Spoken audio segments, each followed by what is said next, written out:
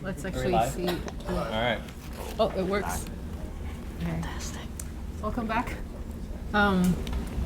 So we're in session 3. So we are going to talk about portfolio and visual communication.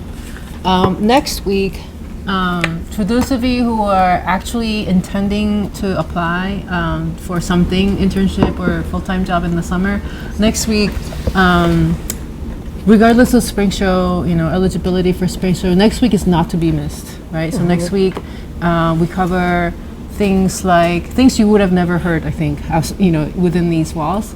Things like how much do architects get paid? What are the kind of questions that I might be asked in an interview? How do I prepare? So next week, not to be missed. So we're here at Portfolio today, and next week and Mimi Sullivan. Do you guys all know Mimi Sullivan? So she's going to join us next week because, so in the previous years, we've taken it up until the job interview. And we've always intended to do, okay, you got the job, now what? So this year, with Mimi's input, we're going to do that because she has some things that she wants to share with entry-level students, who are taking their first jobs about, okay, well, after you have the job, make sure you do these things to keep your job, right? Yeah.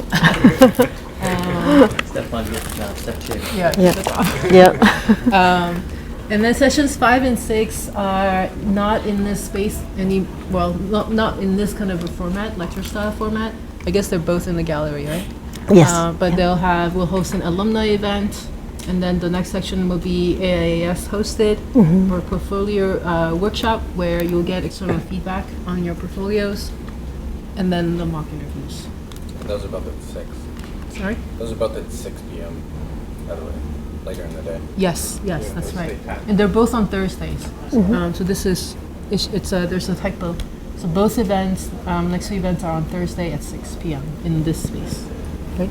Yeah. Gallery. Okay, so we come back to this question, who's your audience, right? So we covered this when we, last week when we talked about writing. Who are you writing to? We'll give you some real world scenarios why you can't just have, these books you should, absolutely produce and publish for yourself, but there are many instances, especially when you're job searching, where you can't send this, where you have to edit it. And so we'll kind of look at examples of how to do that and what to look for, like what to achieve in the layout of the visual information. Talk about publishing and model photography. Okay, so who's the audience? That's kind of an easy one, but who's the audience? Who's looking at your portfolio? Who are you doing, these books and the work samples for? The people who are hiring. Yeah. So the hiring manager. Yeah. That's an important distinction that I think we forget. We kind of get lost in our world of design, and we start turning these things into beautiful art projects, and we forget that ultimately it's a marketing tool. You're trying to sell your services to someone, and that's fundamentally different than an art project, in which case it's your own pleasure, your own interests that are the most important. Right, so there are other architects, and why are they looking at it? What are they looking for? Look for qualification. Like what? What's a qualification? Like they have the skill they list on like what requirement, like for example 3D or CAD or things. So they try to see if you show this kind of drawing that show the evidence. Yeah. So the question, I'll repeat the comments. So the comment was that you claim that certain kinds of softwares and digital tools, and so in the portfolio they look for the proof that you actually do know, because they're looking for maybe drawings and renderings that you've created using those softwares that you claim to know.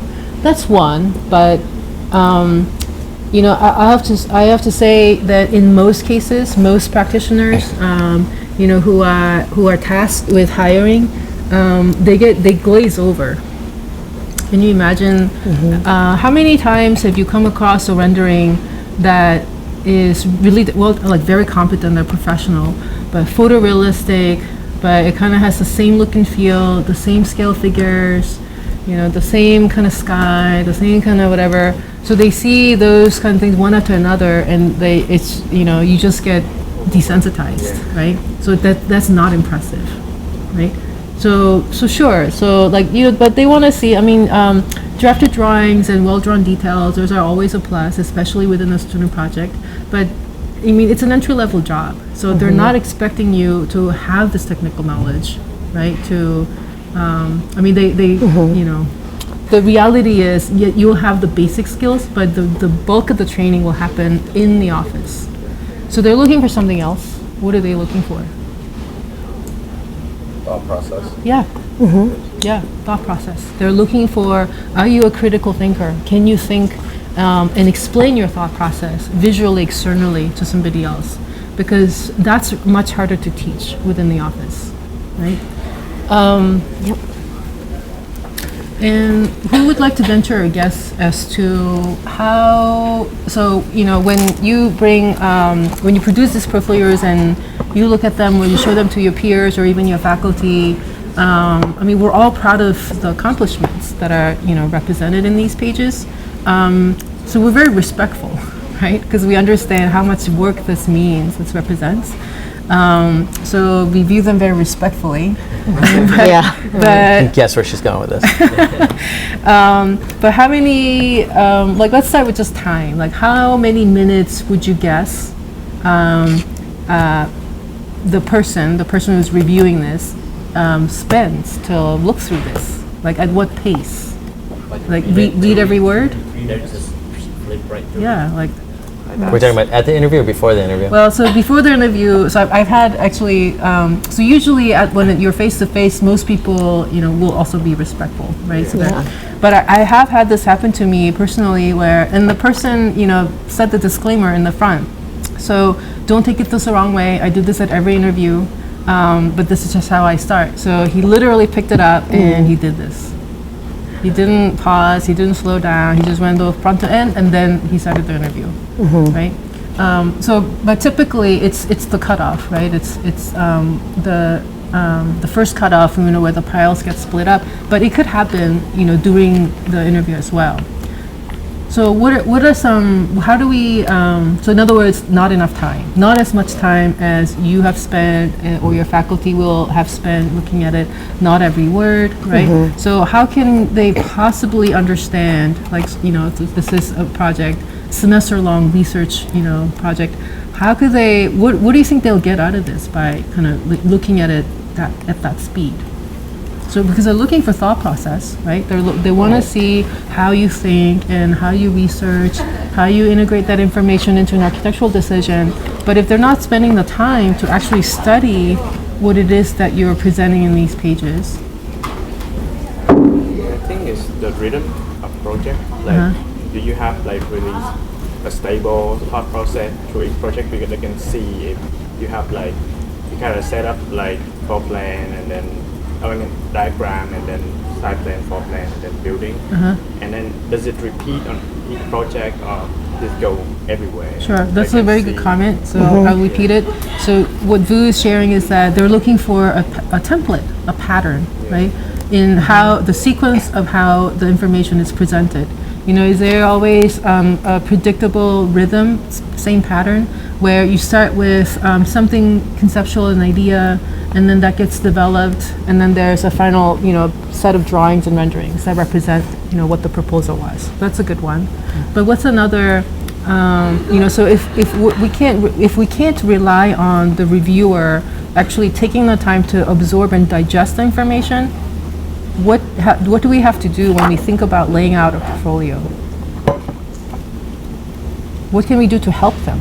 First of all, I need to make the graphic quality a little bit better to attract them, to make them get interested in this portfolio. And if they want to read, it might be some words. Did you say pretty? Yeah.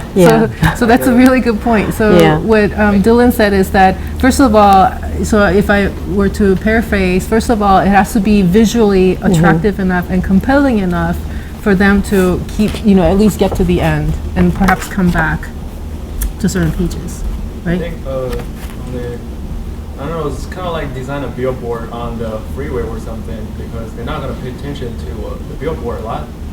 Maybe just some keywords, graph it. Well, why are billboards designed the way they are? because you're driving really fast, you're not going to pay attention to that. It's not that you're not going to pay attention. It's if you're going 60 miles an hour, you don't have 30 seconds to look at it. You have a very short window of time. It's quick. It's done. Over. You passed it. So you need something that's going to stay in your memory. Something that you're going to register with it. What are you going to take away from it? So how do you do that in a portfolio? Like you said, it's really quick like that. Like someone just look at a portfolio, like what Karen just did like that. Maybe person's not really interested in the entire portfolio. Maybe one of the pages is really interested. That's what I do when I go to a bookstore. Yeah, it's like that. So it can be like the beginning of a chapter of each aspect of your portfolio that has that visual image. So the rhythm was mentioned, and you talked about the graphic quality, but there has to be then some other aspect in the portfolio, such as an image, that in the rhythm you would get the sense, oh, in that cadence, there's something that also grabs the viewer. You know, we talked about the 7-second cover letter, and then there should be then a time element associated with just gleaning the portfolio page. And so the word impressions is related to a word that we discussed in the first seminar, the first workshop. Do you remember what that word is? The impressions of you, but what was that word? Well, it was, you know, his even though he wasn't present, his name came up. Yep. Yeah. Yes, Yeah. exactly. Your word. Yep. Your word. Yeah, that's right. Right. Yeah. So it's part of that. So it has to be all consistent. Right. And so, you know, I like Dylan's example because we've all done that, you know, not just in reviewing other people's resumes, but we've all browsed and made a snap judgment about a magazine or a book, right? Where we say, oh, you know, I don't want to engage anymore, or, oh, like this, I want to go back to that, or I want to engage more. So we can all take cues from that. It's actually, the bookstore is a perfect analogy. Yeah. I've got a lecture at 12:30 on portfolio design, a 3D class, so stealing it. But when you go to the bookstore, how do you decide that you want to keep reading? How do you decide that you're not putting a book back into the shelf within the first, you decide what, 10 seconds? Yeah. 7 seconds, somewhere around there? Something that captures you. Yeah. But it's a double-edged sword. If every image on the page captures you, it's about rhythm and flow. You want something to stick out. If everything is perfect, then what do you remember? Just get overwhelmed, and so then it becomes subtraction or addition. Then you glaze over again, right? Yeah. There isn't a. Let's see. So your portfolio, right? So it should cover the basics. So like in most cases, as a student portfolio, it's your studio projects, but don't forget to include. So in other words, Vu brought up the point that you want to prove your claims that you're making in your resume about these software skills you have, but also now let's add critical thinking skills and any kind of extra points where if you're an exceptionally good have a really good hand, so you draw well and that's how you think. Or if you're an exceptionally good model maker or some other, right? So if those are coming from other classes outside of the studio, find space. You can find space in your portfolio to include those as well. That's a really good example of the brand. I mean, we were looking earlier at the graphic designer's book, and it's all hand drawn. And you can tell the book is also handcrafted with each page crafted with a set of images. So I think it takes you back to the branding aspect. Yeah, it's very consistent. It's very clearly distinguishable, identifiable. But everything from signage to these are actually 3D. So there's a certain process. This is one of the Marion Banjes is one of the biggest graphic designers in the world. So this is her 10-year monogram, where she did everything from covers for New York Times and GQ to signage for Victoria's Secret. And right, and and there's a consistent kind of look and feel, like it pervades whether or not, like regardless of who the client was or what medium she used, there's a sensibility that's consistent that pervades. I was just listening to a podcast this morning by Chase Jarvis, and he was talking about this idea of what is your style? What's the thing that sets you apart? When someone sees something of hers, they can always tell it's a Marion Panja's style graphic. Even if it's not her, you immediately go, and to the point where they realized that, who was it? P. Diddy did a shirt design and was sued because it turned out that it was actually one of her graphics. But they took some of the elements out, but everyone recognized it as one of her pieces. Totally different industry. And you know that something that goes along with that, and this is something that you know. So I've been talking to Sick about this based on last week's what we were doing with the resume and the cover letter. So if you making claims in the resume and making sure that your portfolio proves is one thing, but in the cover letter where there's a little bit more personality and nuance and a little bit more view that comes through. So in your cover letter, if you present yourself as somebody. So we'll use Sick's example. If he presents himself as somebody who learned how to iterate quickly based on his previous major, who's really facile with drawing and making to test an idea, and that this is what he excels in, that what he enjoys, then we are looking for that in the portfolio, in the work samples, right? So then in the work samples, I don't want, we would have the duck in the dog situation if he says it in the cover letter, but in the work samples, we don't see any evidence of that, right? So then that claim would sound hollow, right? So it's really important that, so there's consistency in terms of the claims that you make, that the material that you submit is supported, as well as this kind of a style, and I think for some of you this may be tough because you're still fairly young in your careers. You may not be able to identify a certain style yet, but you can use even those amongst you where it could be a certain fonts. I don't want you to go like clever on fonts, but I think sometimes we've had the experience where we look at your peers' work without their names on the board, and you recognize, oh, that's probably so and so's, right? So that's what we want to start continue to cultivate if you have something emerging already. And in the absence of that, don't try to fake one or try to come up with one in a short amount of time. Just keep things simple and clean. That's kind of your best bet.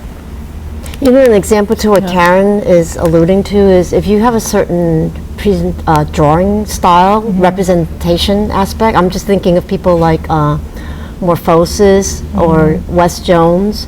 They have distinct methods that they convey their ideas through representation. That can be your signature as well. That makes you distinct. So you have to develop those abilities. Yeah, so start to identify them and really nurture it, and just so that we've covered the obvious. What's obvious to us may not be obvious to everybody. To you guys, is that so you never send a resume in, especially in our profession, but all other visual fields. You never send it in without a work sample. And you'll actually see job postings where they'll say, not everybody will bother to state that, but they will say, if they receive a resume without work samples, they're just going to ignore it, right? Just in the dump file. Let's see. So some of this is review, but I do want to. This is also point. Yeah. So I do want to. So this is pretty generous, and I'll show you some images where they're not that generous anymore. Okay, and so, sorry, other way.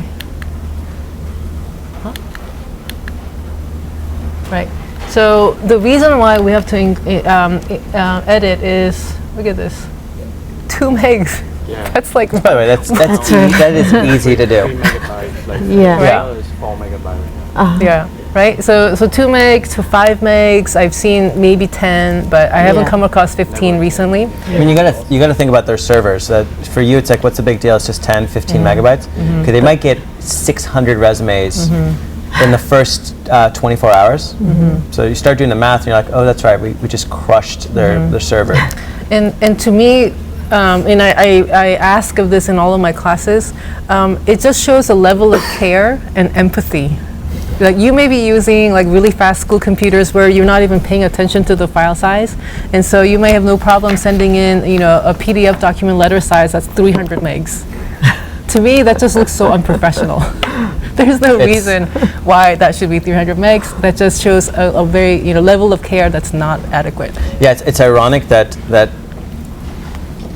especially the we'll say the more senior folks in the profession Everyone's got one of these now. Yeah. And as a result of that, we're the most impatient ones. I mean, you guys probably don't remember dial-up, and the fact that it would take 2 to 3 minutes to download a single image. Now, if we have to wait, I don't know, what, 15 seconds for something to load, that's an eternity. Forget it. And at that point, if you ever see me lecture, you'll see, like, it's like, oh, screw it, I'm done. Like, let's just move on. Yeah. Right. Because we don't want to waste that time. Yeah. So you have to. It's not an option. Let me see if I. Oops. Okay. So what to include and what to exclude? Tough question. So again, this one I'm just throwing in because I noticed a lot of these summer internships, the deadlines are just around. Are you applying? Just around the corner. So again, so they have so they even say how many pages and a maximum of 5 megs. Yeah. That one I make is for. So we have contacts there. We should, Yeah, you should network. yeah. Right. So and then another company, summer again, 10 to 20 pages, but 5 megs. Right. What's this thing? Oh, sorry, I'm going the other way. Yeah, I'm just using right, left. Makes it easier. Oh, okay.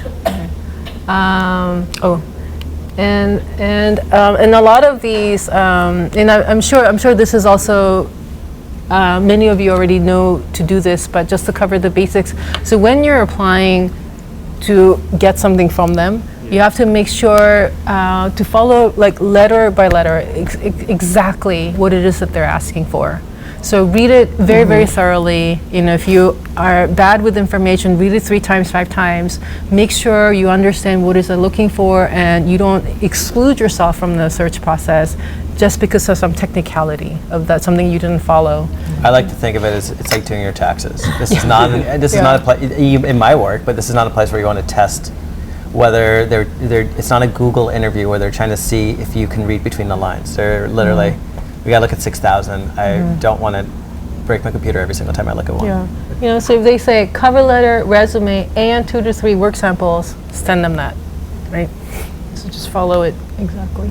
So table of contents. So table of contents is a really great way to start to edit what goes in here in your portfolio, but also in the work samples. Let's see. Let's kind of just cover. So it's an opportunity to So because I saw that too, but then because I put in the format of the 5 to 8 page and then 2 to 3 project, that's why I'm thinking to eliminate the table of content. in the work samples you do, because you're only sending in 1 or 2 projects. Yeah, so then you But in don't your have to have portfolio, network. in your portfolio you would. So because like let's kind of the most typical pattern that we see is like students typically put in most of their studio projects.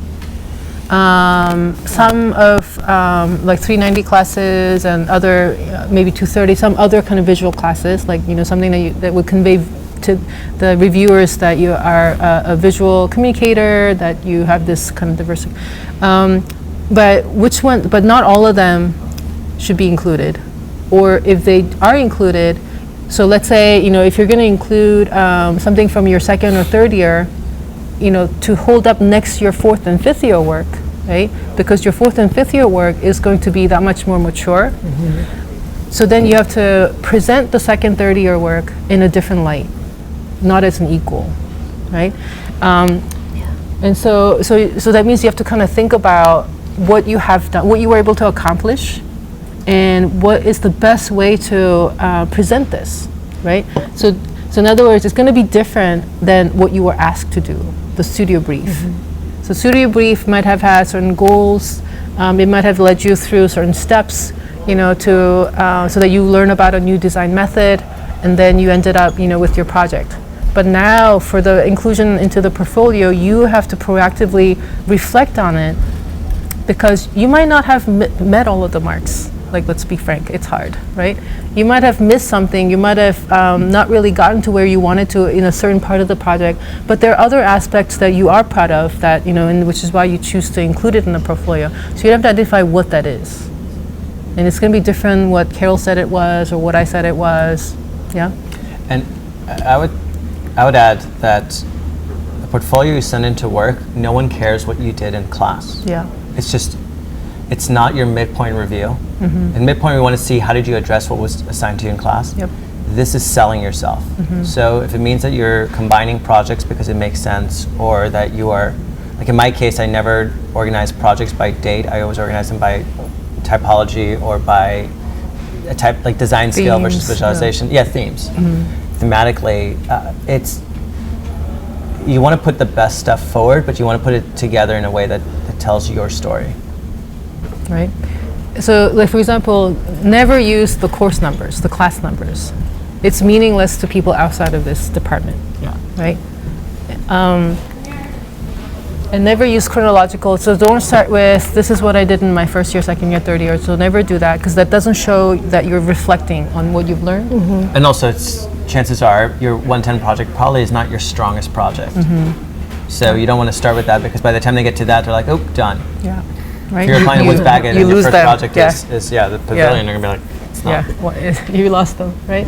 And so try to come up with your own categories, right? So let's look at a few examples. So take a second to read and tell us what you think. What do you notice? Does some of this look familiar? Do you recognize some of these studios? It's from an alum. Yeah, these are They in go order. by the school year, Aren't or are? They are in order by by the by class. Okay, classes. but what do you notice? Or what don't you notice? They're not. Oh, they're titled. And there's no reference to ARH 450, ARH 350. He's using the project titles, what was important, and he's also adding in, so this isn't from this institution, it's from somewhere else, but he's reorganizing what he's done as an architectural student based on his own categories. And he's placing, so let's go to, right? So he's placing 310 in this category, experimentation, that makes sense, and that's how he presents his project. It's not about the building, and I suspect that he didn't quite finish, right? But he had really good, the first half of the semester, the drawings, analytical models, and the drawings, really, really beautiful. And then these are what he calls buildable designs, right? And he also included his 292 classwork, right? So if we look at another example, what do you think about this one? Also an alum. This looks the Mary Scott School Yeah, of it's Graphic Mary Design. Right. Do you recognize some of the classes? So in this one, she didn't give herself a category like the previous student did. but Yeah. But it's very clear. Yeah. in the name it has to explain like what type of building. Because it's like Yeah. the first one, like Long Bridge restaurant housing, so you know it's a housing. Yeah. Then below mixed use, Well, high-rise and stuff you like don't that. have to include that, but in this case, if someone is looking, like if it's a project or a portfolio like this where you're applying to different types of firms or different specialties, they can say, okay, we really deal with mixed use, so I don't necessarily want to see veterans housing, I want to see the mixed use first. It just lets them know that you have a wide range of skills that you can So in a way, it informs the interviewer of the building typology, right? They can go right to that. I want to mention the previous one also had the awards, so it's a subtle way to add in those accolades. That right. last one, yeah. I mean, it's a the good way. competition this way? Yeah, the spring show and the previous one. the spring show and the. Oh, it's just right before. Yeah, the studio award and the spring show. Like in a way, that's a subtle way to say, these are my accolades without throwing it into someone's face. I mean, it's a smart way to do it. Yeah. So this is very clean. So in 3 lines of text, we have the project concept. We have I don't know if these are all occupants. Like a detail about that semester studio, and then the building typology. Yeah, building typology. Or no, these are, she could have done this so that it's more of a building type. So that it's, this is clear, this is housing, Right. high rise, right? So it could have been even more kind of rigorous, right? So there's project concept, what the studio goals were, and what the building type is. Because sometimes it's not always, the studio goals can be met in different building types, right? Okay, so for her it also happens to be just a very straightforward reverse chronology, right? But she again, didn't use the course names, which doesn't mean anything to others. Okay, so clear, concise, consistent. So because of this kind of reality, that's your best defense, right? It has to be really clear, so that they're not trying to figure out what kind of a thinker you are, what kind of a designer you are, what kind of a visual communicator you are. So let's kind of touch on like software a little bit. Do you want to make recommendations to software? InDesign. Okay, see you guys next week. It's real. It's a design tool, but it's a layout tool. It's the industry standard, and a lot of vendors won't accept PDFs that aren't exported in the right format, because it's not like for us where we print individual sheets and then clip them together. When you lay out a book, you're actually you can see it on the sides of books.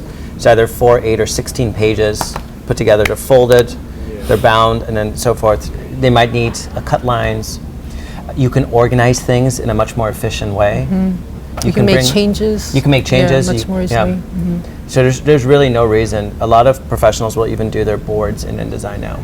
You can dump an Illustrator and a Photoshop file directly into the InDesign document, and so as you make changes to that, you don't have to export it. It can get messy, but. So and then let me give you this perspective also. So your portfolio, let's say that you do something like within the next year. Do you think that you'll come back and open that file maybe in a couple of years? Yeah. And what do you think? Why do you think? What would be the circumstance under which you might? I need to open that file again. A new job. Yeah. Yeah. So let's say that you got what you could out of your current employer, and now you're looking for another opportunity, or maybe it's graduate school, whatever it is, right? So you want to set it up properly, and you want to make sure. And I think it comes up later, but file names, backup. Like not even. We'll spend more time on that, but you want to be as organized as you can, because you're going to want those files periodically for probably the next 10 years, I would assume. 10 minutes now, 10 hours later, your choice. Yeah. There is no in between. Yeah. I'm paying the price to this day for my thesis. Because apparently, final Saturday thesis 2 versus no, really, this is the final versus revision 6. It's not funny which now. was before not so funny. Yeah, wait, is this the right hard drive even? Okay. So what not to do? So because you have a limit on the image size, the page numbers, it doesn't mean that you should cram, because then you've lost the audience, right? Then you've lost the clarity. So don't dump, don't cram, don't reduce your final boards, make them into pages. You have to curate, right? So that means you have to make some decisions about, you might have to exclude some things, right? So you might have to maybe you are required to submit certain kinds of diagrams and drawings for that class. But for the portfolio, you might say that's not part of the brand that I'm trying to present, so I don't need those. And other things are more important, right? So you're curating. Do you want to speak to this a little bit? Sure. Yeah.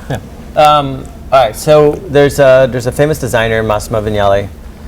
He has a PDF that we can provide to you guys called the Vignelli Canon, and he did the American Airlines, and basically every famous logo from the 60s to the 80s you can kind of attribute to him, and all modern designers are like beholden to him. Mary Scott is in the school of Massimo, kind of the Vignelli Canon.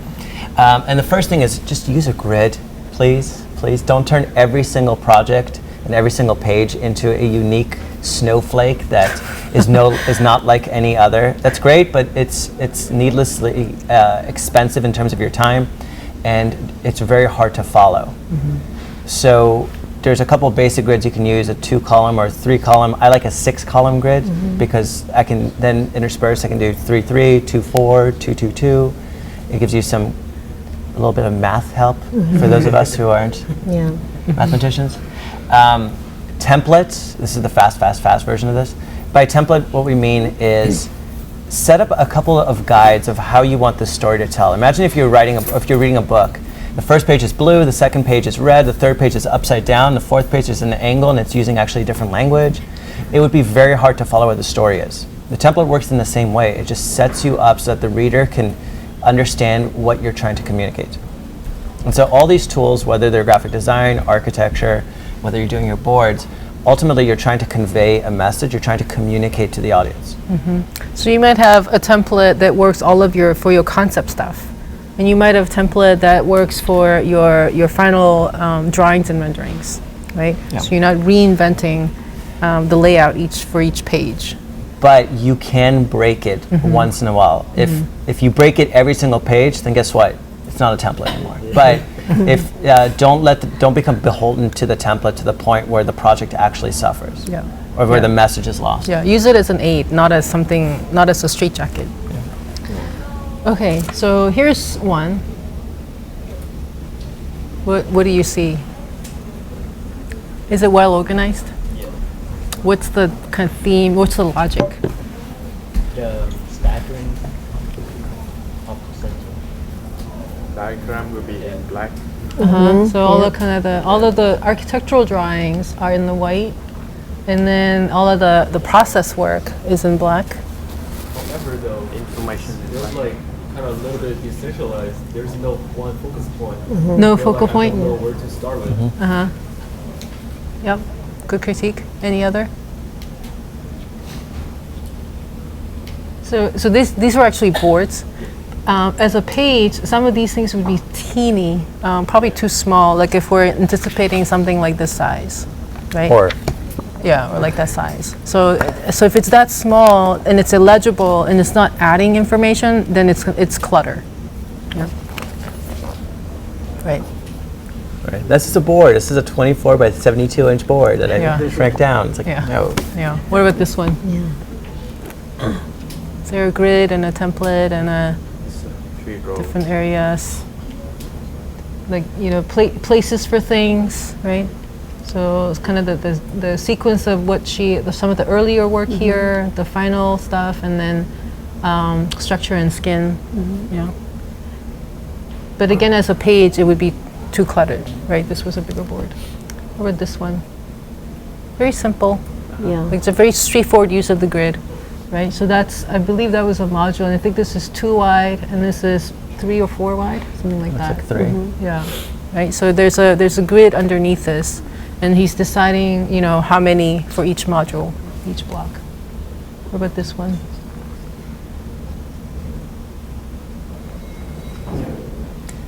Just the first gut reaction, does it look organized or does it look haphazard? Yeah. And is there a sequence to things?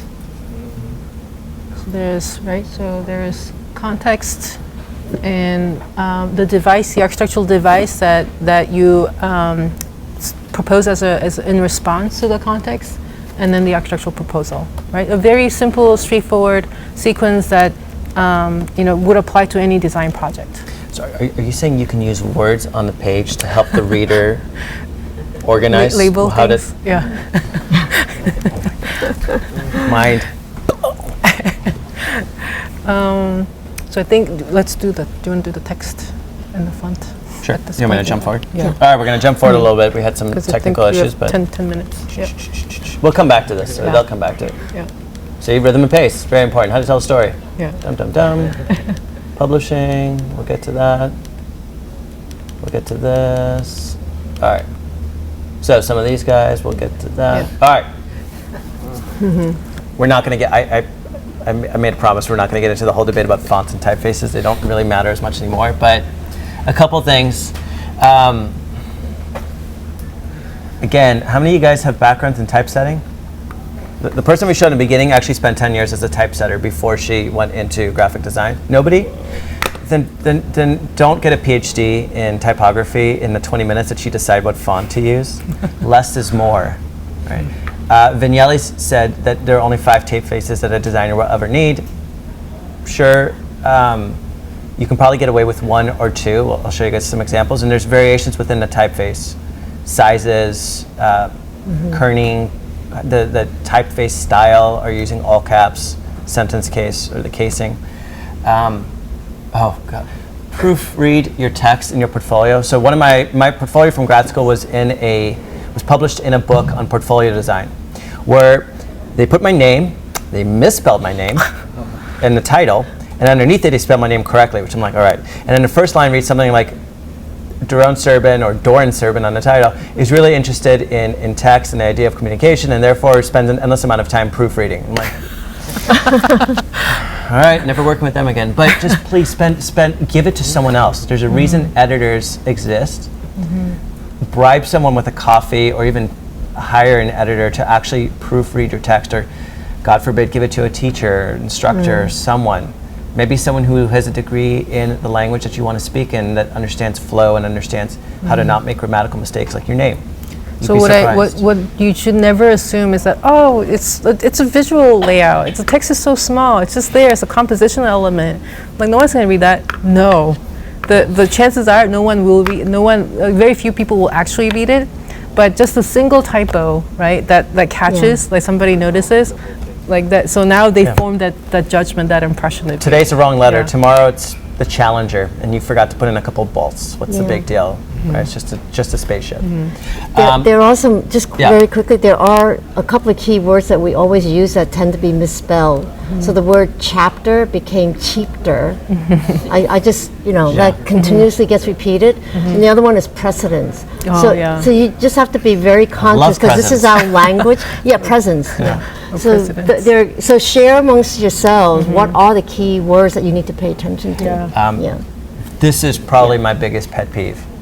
Not probably, this is definitely my biggest pet peeve. Imagine that Braden Engel, who gave a talk a couple weeks ago, last week? Yep, yes. Last week, all right. So imagine he is standing right behind you. Whenever you list off who worked on a project. Just because Vu and I did a project and this is my portfolio does not mean that Vu no longer exists, and therefore I did everything. So plagiarism is real. And they can usually tell, because in comparison to your other projects that were done solo, the group work, like I usually go, oh, there's the team's name, right? Or they can usually multiple tell. people submit the same project Yeah. to the same firm. Yeah. That does not look good. So And it's not professional.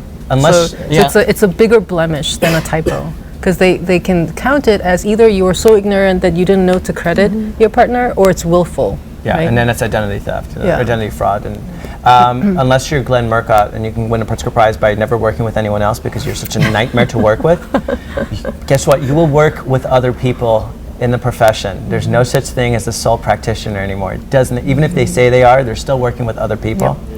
So it's actually a good thing to show, hey, I can collaborate. I can work with someone else's opinions. I'm not just making this up on my own, by myself, in a closet locked away. One of my first intern was through a class, like I was still in school, one of my first intern positions, that's what was my takeaway. So, what was explained to me is that, so in school, it's, for the most part, it's your project. You are responsible for making the decisions for completing the project, but in practice, that's never the case, even for sole practitioners. And so in an office, you always say we. You never say I did this, my meeting, I have to do this. You always say we have to do this, we have a meeting, right? And that really, and so after that point, I would kind of like perk up. I would notice more, and I would always look, and it's always somebody who's very junior, right? So the person who says, I have to go to my meeting now and present my, drawings and this and that. And so it kind of starts to, I started to realize from that point on that it really does separate somebody who's really, really naive, right, who hasn't been taught that lesson, to somebody who understands that it's a fundamentally collaborative practice, and that it doesn't matter if you do the drawing, it's still a team effort. So always we, yeah. And Ms. Faculty, the only reason I would do this, and we suggested, is architecture is a very small profession. And so I've been on multiple interviews on both sides where I either recognize the faculty or they recognized my faculty, and it immediately changes the conversation. Yeah. All right, so a couple examples. How many typefaces do you see here? One. Can you differentiate between the different elements? Like bold to. Yeah, like we got But would that be this stuff, this stuff. I don't know. Yeah. I thought typeface was just a style. For brevity, Yeah. how many typefaces? One. But there's different styles within that typeface, different fonts, if you will. I'm disagreeing with myself from 5 minutes ago. So using how many different sizes? There's 4 sizes on this. So we've got the body, which is the main area of text. Disregard the when you pull off a PDF and bring it into Illustrator, for some reason on Helvetica it turns every space into this little capital E. But Helvetica knew.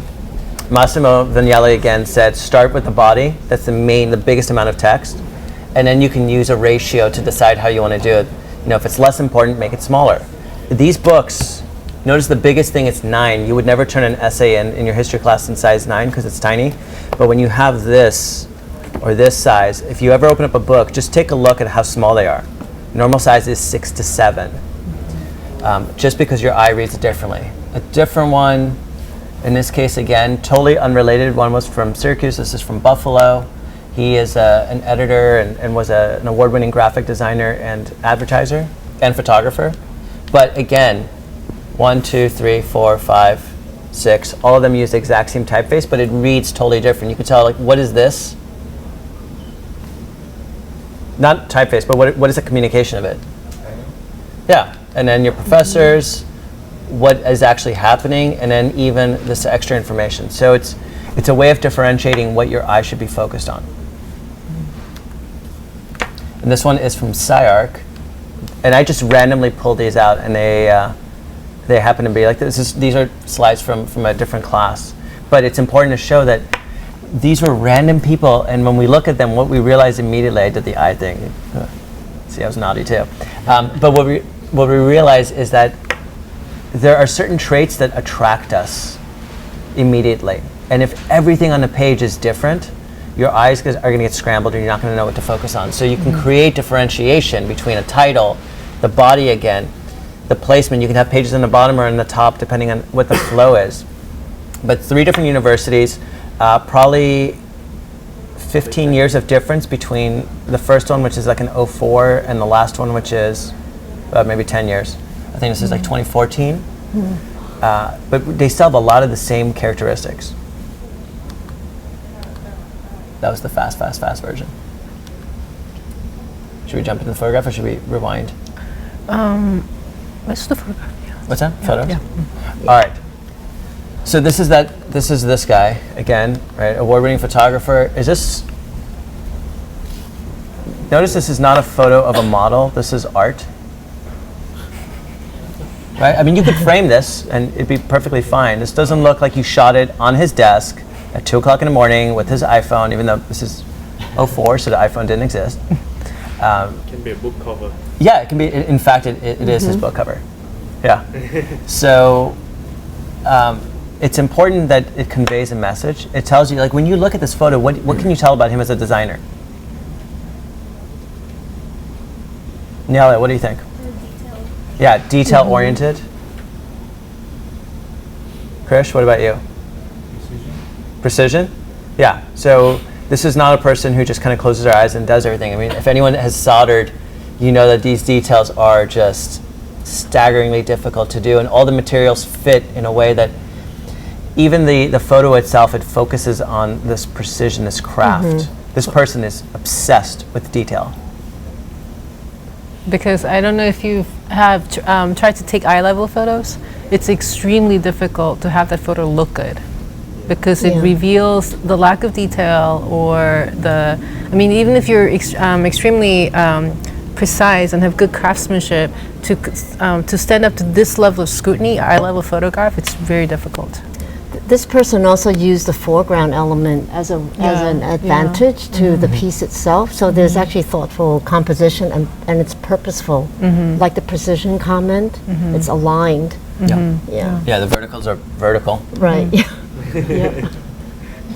All right, so when you shoot, again, process photos are great and you can include them in your portfolio, but for the hero shots, for beautiful photos, make sure that you have diffuse light. So unless your project is all about the movement of light in the day, chances are taking it out in the middle of the night and using a spotlight on it, or doing it out in the parking lot is not the best idea, because just look at the way products are advertised in TV shows or commercials, in magazines, in books. It's about showing it in the best possible light.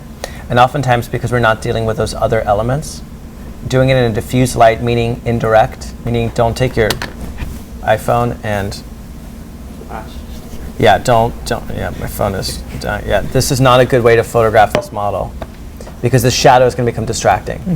So there's various ways to do this. You can always talk to photographers. We have a photo lab now set up. So that's right there, right? Does everybody know this? That this is available in Erin's office for student use? Yes. So I believe like you have to check in with her. She has a camera that you could borrow, right? Yeah. So this is available to all undergrad, grad, all architecture students. So if I were you, don't wait until the end of the semester when you're frantic and tired. If you like do it like every, I don't know, like Friday afternoons, like go in there and take photographs of your progress models. And an industrial, or build your own. Industrial design, we were in that building yesterday and they have a bunch of these set up around the building, but they're hard shell ones. So they're actually built out with the scrim so that you don't get shadow. You guys know why there's a curve at the end? No shadow. Yeah, so ambient occlusion, whenever two surfaces meet each other, you get that shadow and you want this thing, you want what's basically called an infinite background. But let's say that, it's your rush for time and you don't have, Erin left and it's, nighttime. You can improvise, Yeah. right? Tracing paper, desk arm lamps, we all have these, right? Or you can improvise at home next to a window. Just put a sheet of vellum next to the window. We actually have that little dark, room near the computer room, the backside. That's you just right. ask the host to get you in there. But Karen and Duran are correct. You do have to improvise because that room isn't set up as nice as Erin's studio. And if you're going to use natural light, which by the way is fantastic, Yeah. it's still life. Where should the window be facing? What direction should it? Let's just say, what direction should it not be facing? Should be east or west. Should be facing north. Because what was the first thing? What's the absolute thing we want? We don't want? No direct line. We don't want direct light, which means if it's facing north, you're going to get a nice even light most of the time. Unless you do it right in front of like an emergency light, in which case I have done that. Okay, and then there are different reasons why you take photographs, right? So this model, it's not like the soldered model. So it's not to show off craftsmanship. What is it? What is it? So I labeled it, but right. Yeah. See, again, labels they're useful. Right. So when you take photographs of your models, and I think this is especially true for a lot of the undergrad students where you don't have the rendering skills yet. And so the bulk of, or the most of the compelling images are going to be your model shots, not your renderings, right? So when you take photographs of your model, you're not just snapping away without thought. You're actually thinking about how am I presenting this project and how does this model help me explain that story, right? So there are models like this where you get an eye level. It's not about detail, it's about this experience, okay? Or there's things like this, where it's a diagram in the form of a photograph, where you explain how something operates, how something works. Yeah. And then there are things like this. This is what Duran, right? So this is the one time where the messy background is part of the intent, right? These are process models. They're not precious. It's something that helped you to figure out something, make a decision, right? But they're all put together, so the colors have been adjusted in Photoshop so that it doesn't have, the warm light of this desk arm and the cooler light of the natural daylight. It's all even, right? It looks like they're a set. And there's something important on the right side. Label. No. Sourcing. Yeah, citations. Yeah. Even on a dumb PowerPoint, you still have to include that in there. It's not our images, therefore we cite it. Yeah. I think so, and then back up, and then I think. Yeah. All right. So there's nothing that I enjoy more than when you come to me and say, "Can I get my files from 7.5 years ago?" Because I didn't back them up. Well, I backed them up. I mean, I put them on a thumb drive, and I kept that thumb drive attached to my keys that I lost like 12 years ago. So can I, yeah. Or all the other methods, 3, 2, 1, back up your stuff. So you should have 3 copies of all your work at all times. Spend the extra $100 to do it. We all spent more than that in graduate school or in architecture school. I'm assuming your tuition was more than $100. Yeah. It's as cheap as $100 you'll ever get. So one version resides wherever you do your work. Second version is somewhere else. Do not put your backup on the same hard drive or in the same computer because you have 2 hard drives in your computer as the original. And then a third copy of it should be in yet a different location, meaning I would probably do today the web, in the sky, in the clouds. Dropbox, Google Drive, Crash Plan, any of those things, just somewhere else where you can't access it. Because I guarantee you're going to lose it. The story now is kind of infamous of, we had a thesis student 2 weeks before her presentation. She was very good about it. She followed pretty much all those rules. She had an external hard drive. She had her computer. She went to Whole Foods. She left it on her. No, she put it away. She actually put it in the trunk, covered with the jacket, out of view. 10 minutes later, she did not have a thesis anymore. And because she had kept her backup with her computer, that was the only backup, and that was an incredibly painful. It was very traumatic. I mean, for her and for us. It was traumatic. Yeah. So don't put yourself in that situation. Yeah. And when you do that, just get into a good, once you kind of set up, the file management, like whatever logic that you use, you can use course names or dates, but once you set it up, then it's a time saver, right? Because you have now a logic, so next time you name a file, there's you can, so that 2 years later, 5 years later, you can come back and find where, what you're looking for and recognize without having to open every single one. And you should have a hierarchy. So what is the most important thing should always be at the front of the document name. So if you decide that I want to organize all my projects by the client first, and if the client is the studio, then fine, all right, ARH 410 / That way I know that all of my 410 stuff will be together. And then I recommend a chronology, year, month, day. The reason is we have those date stamps on the files, but if you copy a file, it changes the metadata. So I like to know that I can organize all my files. I do it always by date, and I do year and 4 numbers - month, day. And that way I can immediately see if there's a later version or a new version. And then I go completely obsessive compulsive with client name, client type, project name, project type, file version, file number. So it might be like 2017 - what's today? 0316 AAU -ARH whatever it is, professional preparedness / presentation / what version are we? Version 3. So forth, and that way I can see which version it is, and it looks ridiculous when you see the file name, but when I organize all of them, I can actually find it if I need to. It's just a pain to write out. But. Yeah, and for how many of you have cloud backups?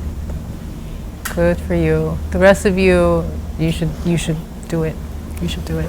Yeah. Okay, so we're gonna skip back to. All right. Do you need to go, or do you? Yeah, I want to need to stay? actually teach a class on this topic. So. Okay. Ironically enough. Okay, so we're gonna go back to where we were.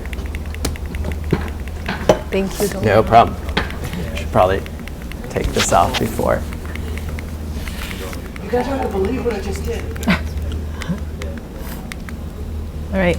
So composition. So when you have, so we'll talk about a few things in organizing a document. Whether it's physically printed or digitally browsed. That's organized through a series of pages.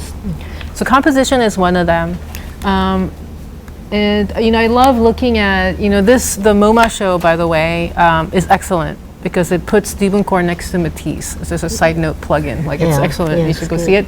But I love looking at Diebenkorn's paintings because I just love the depths that he's able to achieve. Even though the painting is flat, it almost looks like it's a kind of a, we can recognize the fields and the streets and the houses, but for the most part, the depth is really shallow. But it's really, the composition is very dynamic, and there's depth in the composition because of the elements that he's using. So this kind of like almost a datum, like we would call this a datum in our profession, and something big, something that's much finer grained, a slight diagonal here, and then another one. So again, it's a flat piece of two-dimensional graphic, but there's organizations. There are different zones, right? So there's things that organize. There's kind of this upper part where there's more coloration and the shapes are smaller, and down here it's more neutral and more nuanced and they're bigger. And you can take lots of cues from other professions and other people who spend their time on composing, right? So what you want to do is you want to compose your spread. Not this separate and this separate, but you're composing this because that's how it's viewed, right? Together as a spread, like this, right? And so this is left page and the right page, and even though they convey different information, the colors and kind of these kinds of these use of like colored areas, to suggest the diagonals, it all ties it together. Right, so that it reads like the two pages belong together. It's read as a spread, and same thing here. And in this one, so that even though the images are different, this kind of a drawing at the bottom runs across both pages, right? To again tie the pages Just together. like a datum for that page. Yeah. And then white space. So this is really hard to do, especially if you have to, if you're trying to. It's hard to do if you're trying to squeeze too much information into limited amount of space, because you're trying to cap the page numbers or the file size. But it's the worst thing you could do is cram, right? We actually have an example for everyone to see. So this is a nice complement to this one where, and you'll have an opportunity to look at this piece. But this has a lot of white space, but it's also very effective as a thesis book that became the portfolio. And this is the a la Mary Scott method. Right. And this one has white space in a slightly different way. So in these kinds of pages, there's texture, but it's a graphic device that actually ties all of the pages together, and it still does its job because what white spaces does is all of these things, right? It's a breather. Before you head into something that is more dense, there's more information for you to discern. So white space is really powerful, and you should always look for that white space when you do your portfolio layouts, especially when you have too much information that you're trying to fit in, because it ensures that you're not going to clutter. Because as soon as you start cluttering and there's less hierarchy and it's hard to kind of navigate, you've lost audience, right? They're going to skip that page. So like this, right? So in white space, in this spread, I like because it's an example of, the white space in the middle is in the middle, so to speak, and then all the information is actually pushed out to the sides. And at the same time, these are kind of like eye-level photographs of very detailed shots. It's not meant to convey how the model is made or a precise and accurate photograph of the model. It's more of a mood and an atmosphere, right?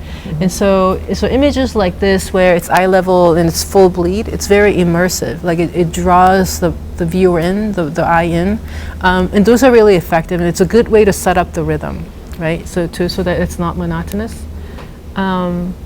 So size. So things that are bigger get more attention. Things that have more white space around them get more attention. And contrast, where whether it's black or white or inverse, get more attention. So those are all ways to create hierarchy. So let's kind of study this one together. How would you critique this? Is there a hierarchy of information? Yeah. How do you where does your eye go first, and what is the sequence of these little information that you take in? You start with the project, right? So this spread and the way of presenting this project tells us that this site context and this kind of a roofscape was a really basically the first piece of information that he wanted to convey about the project. right? So it's smack in the middle. So it wouldn't work if there was a gutter here. So, you know, if you had a gutter here, so you have to adjust it so that you put the image out of the gutter. But for a spread like this, it works. Okay, so you start there, and then where do you go next? Down on the diagram. Here? I went to this. Yeah, right? Because again, it's a white background and black lines, whereas this is, the contrast is less. So these are very thin white lines against the color of the water. And so just visually, this pops out more. And I see, okay, like in 3 steps, you know, he's explaining what they're trying to do. So that fits together, so that's good. And then some, you know, hand-drawn sketches that show the proposal, the architectural proposal. So diagram, abstract idea, proposal in section, the money shot, and then, you know, I didn't even read, like they were too small. So I can see that there's some kind of a lot of site studies, you know, that led to this decision. But for me, this was the lowest in the hierarchy, right? So you want to kind of anticipate how the eye is going to move around. Yeah? What about this one? What do you take in first? And what's the sequence? Is there a hierarchy? That's true. We just used to read from top to bottom, from left to right, unless there's something else like Sure. to track attention.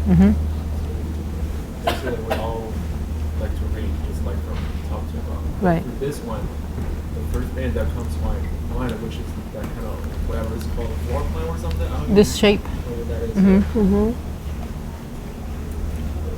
then it goes like up and then around, Like this? clockwise, circle, and then comes down to the details after. Yeah. So in this case, he's using the color black to contrast against the white. And so this is the biggest, and the contrast is the highest, right? It's a big black shape against the white, so your eye starts there. And then you kind of move around, the diagonal helps, you kind of move around, there's another kind of medium black against the white. And then there's much smaller pieces of information now inverted, so white against the black. And so visually, this helps to kind of anchor, it almost works like a pedestal for this.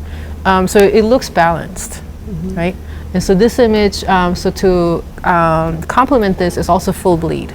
Whereas these are, this is much lighter in gray and these are floating, there's a lot of white space around it, right? So that's, so there's a nice sequence to it that matches the hierarchy. Okay, rhythm and pace. So in the next one, so this is what Duran was referencing. So we use a grid, we use a template, you know, we want there to be consistency, but we don't want it to be too repetitive, right? So in the next 7, I'll just flip through them. I want you to just imagine, you know, flipping through a book and just pay attention to how you're processing the visual information.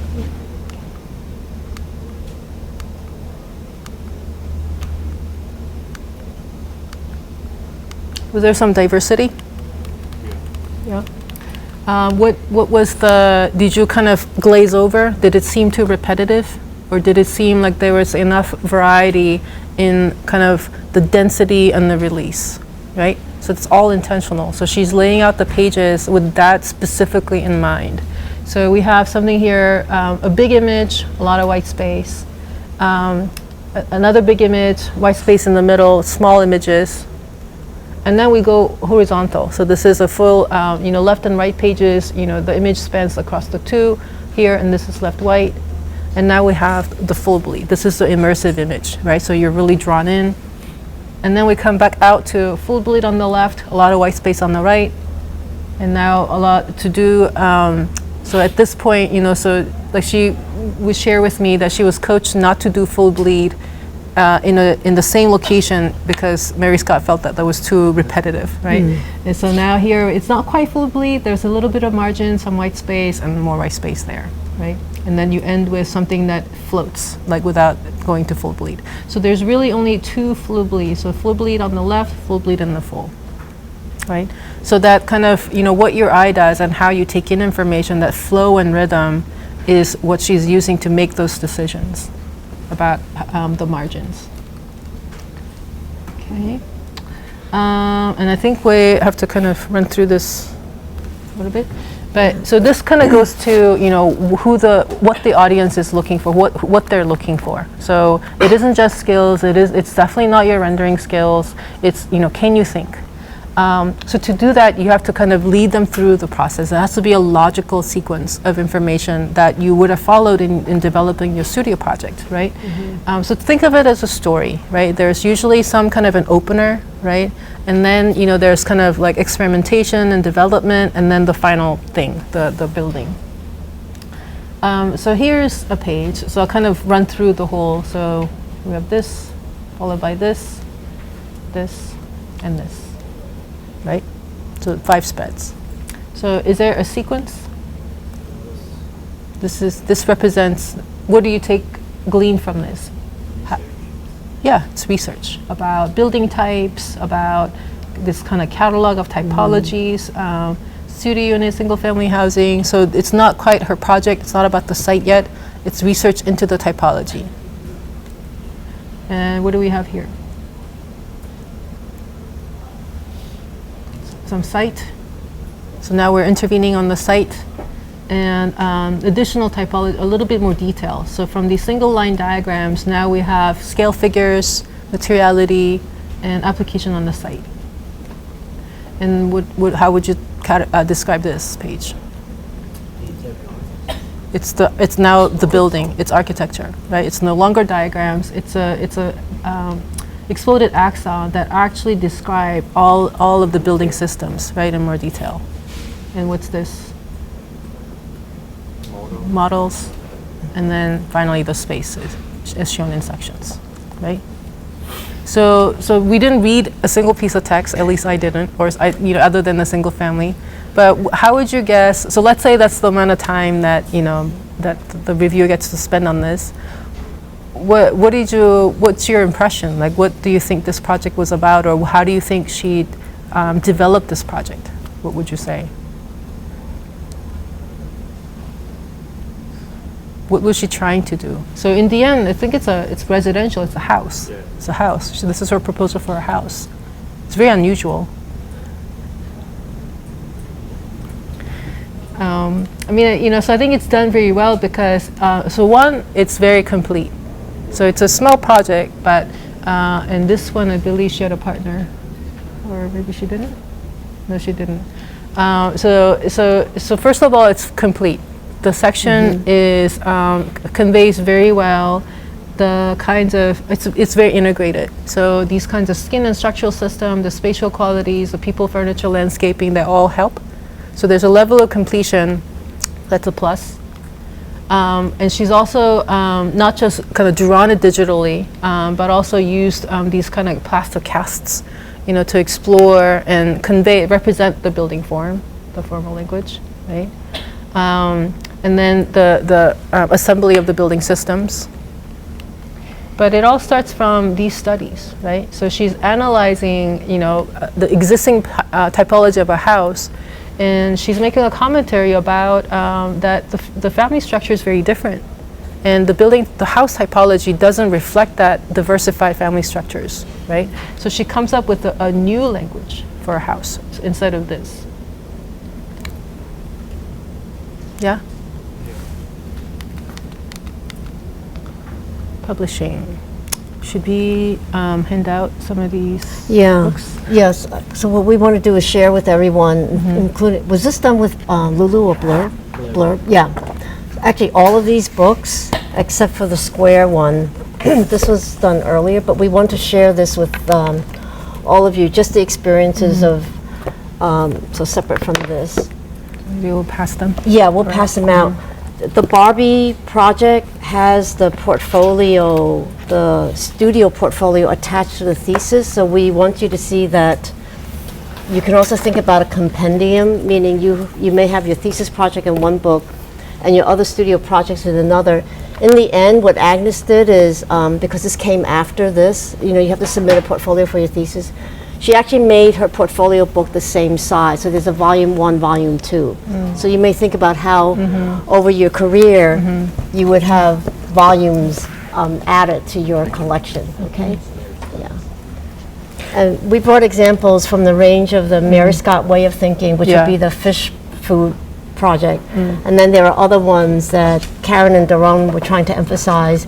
As long as you think about the format with the grid, you can start creating your own template.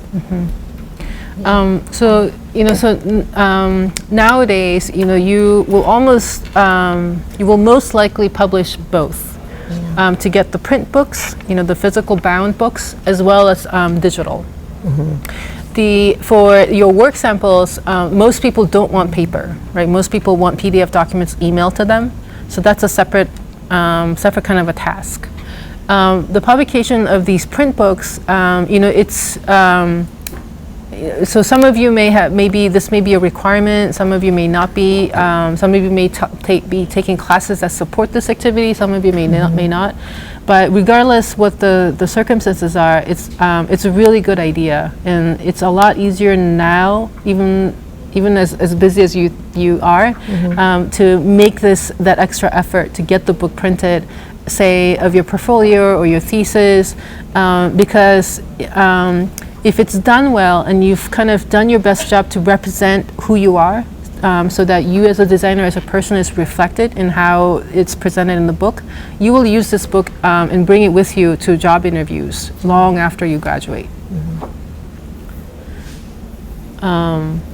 Actually, so while you're browsing through that, so printing hard copies. So you already mentioned, but Lulu and Blurb are two of the most common ones. The interface is fairly easy, and if you have any classes with Daron, you would have, I think, published through Lulu, right? So either for 250 or 390 or for both. Publishing online, so Issue is probably the most common. Behance, I haven't come across this myself as much, but I know that other kind of visual professions use this a lot. Business card, so these places can print them also, but I have an example in here where the alumni told me Lou did a good job and it was fairly inexpensive and very quick turnaround. And when you spend enough effort to kind of figure out, graphically, your brand to make that all consistent, use the same font, typeface, and the kind of same graphic look and feel for your email signatures and your letterhead as well. So, if you're in your cover letters and your resumes, so make it all consistent. And just as a reminder that, for the students whose projects are chosen to be represented in the spring show, you have to have these things printed on paper: business card, portfolio, and resume, not cover letter. So this is Issue. So if you go in there, so the digital is free. So if you go in there, it's a really great source for you to look up other architecture student portfolios, and you can browse through them and form your own critiques, right? So the interface looks something like this. So when you click on one of them, there's some navigation tools down here, and for the most part, you're limited to the size of your monitor, and so they're not print resolution, they're screen resolution, they're fairly small, but this is what it looks like. Some examples that from alums, but I won't go, so you can look at that after this.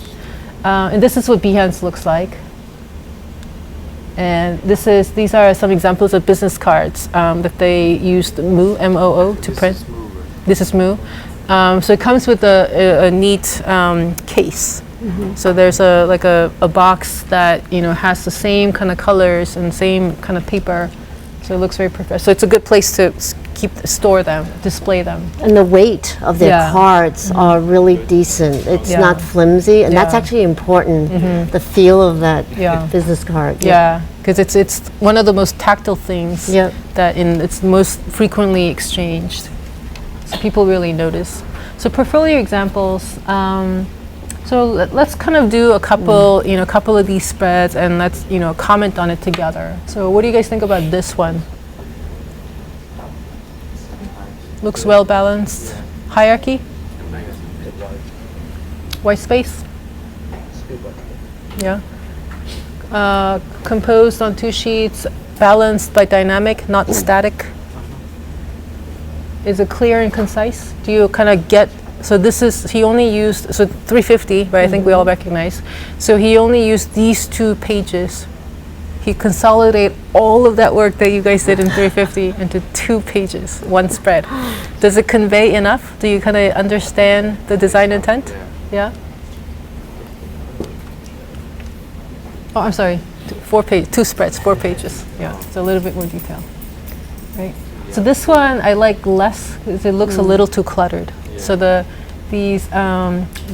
so there's a big image and some small images, but they're too close in size. So your eye kind of bounces around, right? So without having that kind of nice, sequence of kind of touring around the page. So, I think he could have maybe combined this area into one visual field, even if they're composed of different images. Right? What about this one?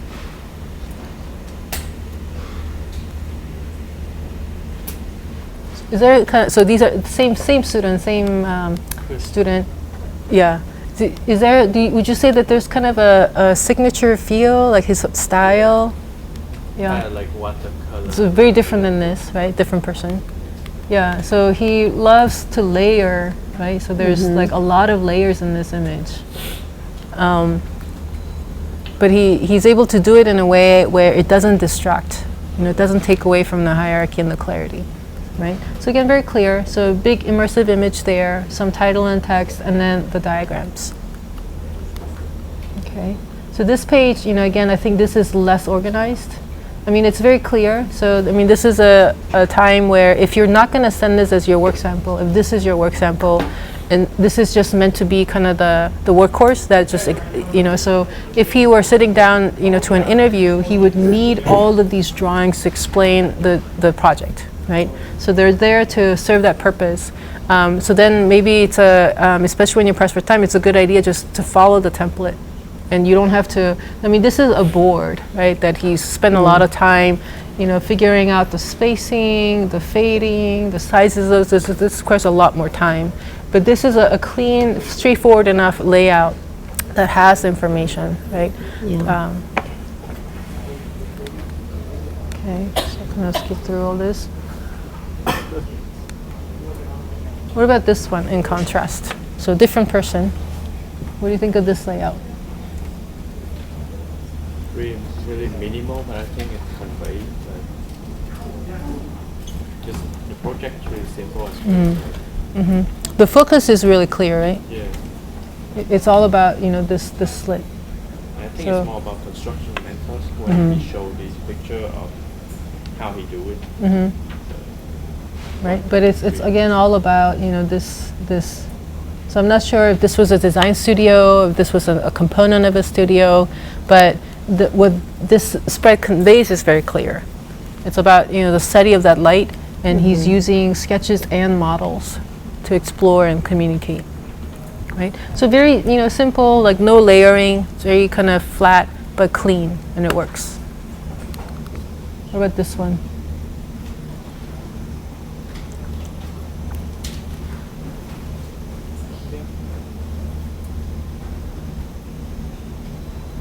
So, let's kind of look at the images. So it's photographs of the same thing that he made. So here's an image, and here are what's different between this image and these 3 images, or these 2 images. Like finished. Finished image. Yep. What they want. Yeah. Day. Yeah. And then on the right is the design process. In progress, right? So here's an immersive image, like up close, a lot of detail. So this is the thing, the finished product. And then so this is showing how he did it, how he made it, right? Process.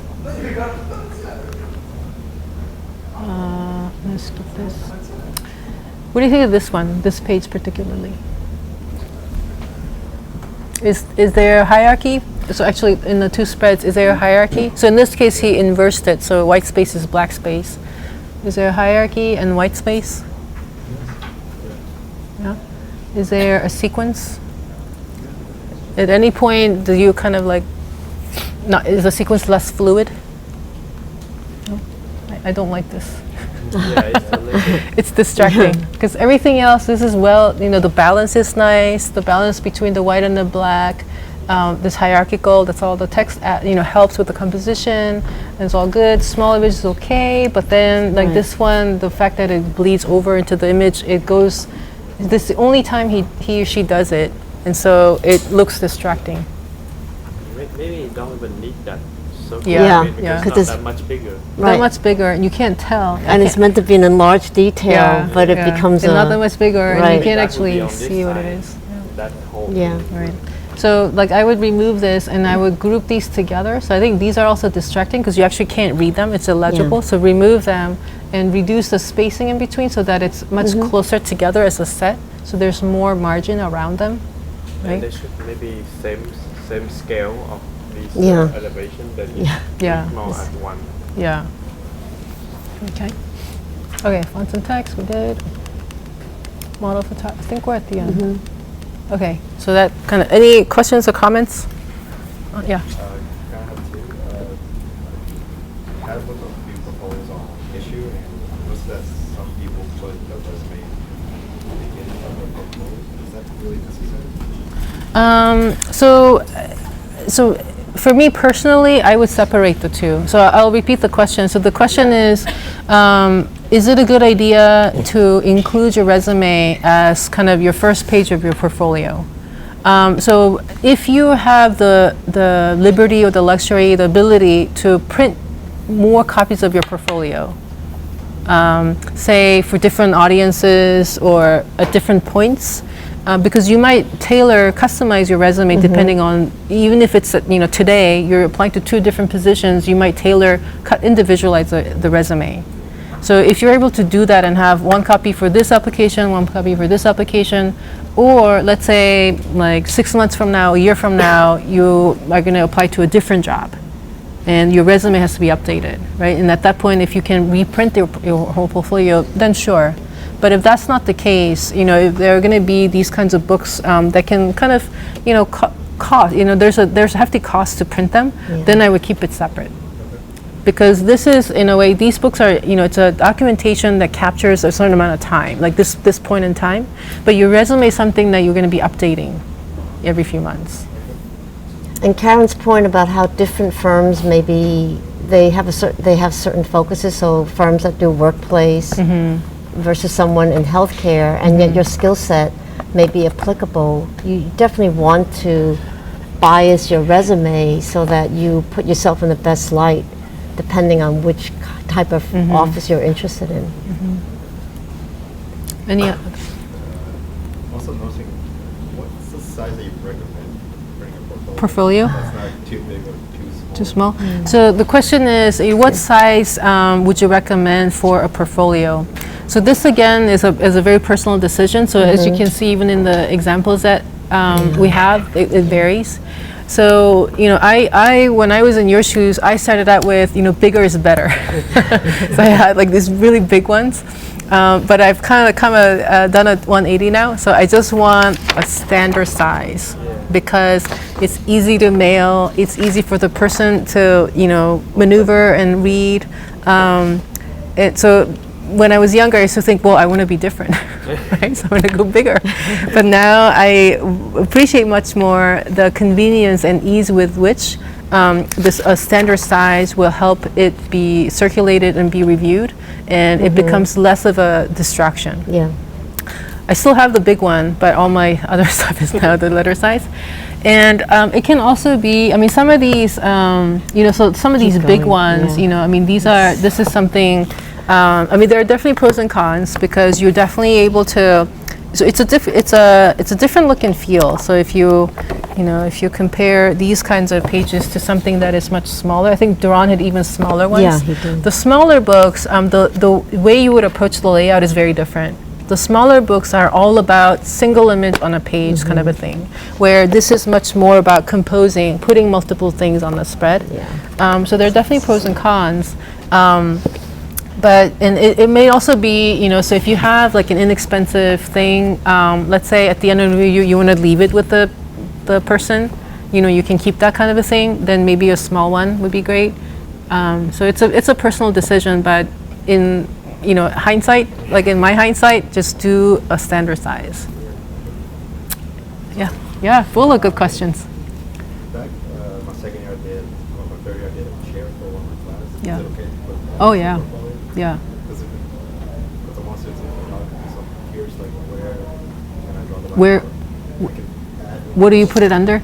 So the question is, so for a second, third year class, he made a chair as an assignment. And is there a place in his portfolio for that chair? So the answer is, that if it's well made, if it's something that you are proud of to this day, then definitely yes. And so then the next question is, well, how do I, what do I put it under? How do I categorize it? So the kind of the fastest, easiest way, if you have like other things that are kind of odd ducks, orphans, you can just put it under other. Or if you have other similar, so let's say you have other, so woodworking, is it woodworking? It's a chair. So if it is like woodworking, then maybe that could be a category. Maybe you have other woodworking, whether it's part of a model that you made for studio, or something you did outside of class, or something you did before you came to this school. So that can be its own category if it's something that reflects your interest and what you like to do. I think something that you brought up earlier about the theme. If there's a theme that can be in the category of fabrication or making, and you group your chair with a series of other models that may have come from other studios, you can create a grouping that's only about making, right, or fabrication. I mean, there were two images you put up there. There was a white one that had to do with it was contrasted with the black slide that came after, and I immediately thought that student's portfolio, that those pieces that were made and crafted can also be like in a fabrication page, right? Different than, let's say, it was part of a studio project. Yeah. So you have to think through these categories that you will create in your portfolio. Yeah, so I mean, that's another good example. So you have to kind of think about why you're including the chair, not just because I did it and it looks pretty good, but because it tells this thing about me as a designer. This is, and this kind of resonates with, another model that I did for a different class, because I approached it in the same way. Yeah. I have a comment to add on the Yeah. previous size. So in 250, we were asked to do 8 by 8 size, but then the company we were going to print, they just did 7.5 by 7.5. So also it's good to check with the company like what size they printed on. Yeah, Good point. that's a lot of really, people did 8 by 8, and then when we had to print, everybody had to just shrink it down. Right. So Yeah. we had a chance to like change the right. That's a really good comment. So Yeah. just repeat it. So before you finalize and like do all this work in InDesign on the size, check with the printing company to make sure that they will print at that size. So Kirsch and his other classmates were in a situation where the company didn't print at 8 by 8. They did 7.5 by 7.5. So like for plug, they had a plug-in in InDesign as well, so you can download the plug-in and you can design directly on that template, so you don't lose any mark. So They Vu have a is trim mark and then bleed mark for your book. Yeah. Preparedness. So Vu is pointing out that, so blurb is so prevalent now, so the blurb and InDesign, they're synced. So you can actually call up the templates, the blurb print sizes within InDesign, so that you don't end up in this situation. Any other? Yeah. What do you think about like re-editing the images from the old project, or is it better to show you're improving? Because you have No, just always show your best work. So the question is, so if I understood correctly, the question is, should you keep your, let's say, an older project, earlier studio project as is without touching it up, so that the improvement between the earlier work and the later work is greater?